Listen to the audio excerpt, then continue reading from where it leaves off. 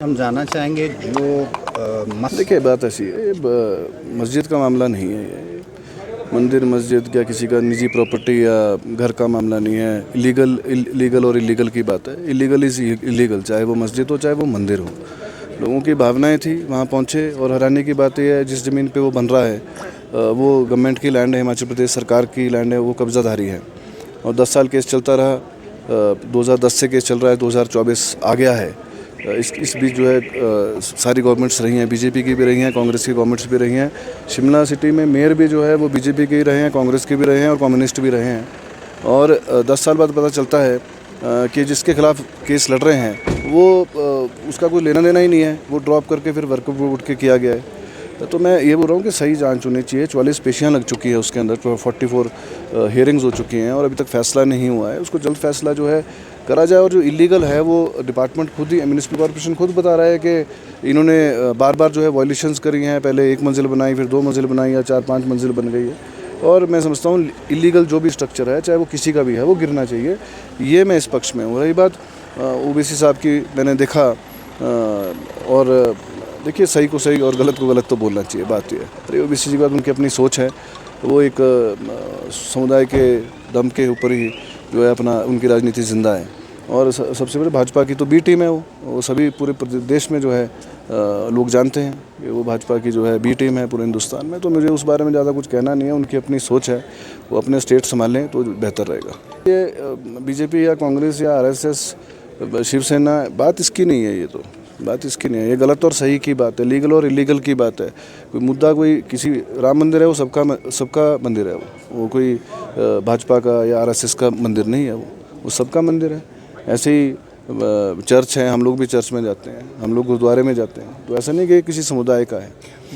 में रहने की ये एक बहुत गंभीर मुद्दा है। देखिए हमारे यहाँ लदानी भी आते हैं, लदानी भाई भी आते हैं जो कारोबार करते हैं। और हर सिटीज़न ऑफ इंडिया, उनकी प्रोटेक्शन का जिम्मा जो है हिमाचल प्रदेश सरकार का है।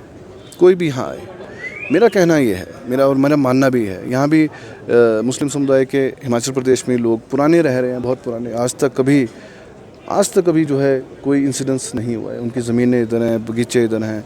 चाहे चंबा का क्षेत्र लो आप, चाहे तीसा का लो, चाहे आप कोटखाई का क्षेत्र लो, हमारे कुसुम्पटी विधानसभा क्षेत्र का लो, पौंटा साहिब है, नान है। अब यहाँ पुराने लोग रह रहे हैं जो। और यहाँ पे ढली में हमारे एक बुज़ुर्ग हुआ करते थे, अब वो नहीं रहे।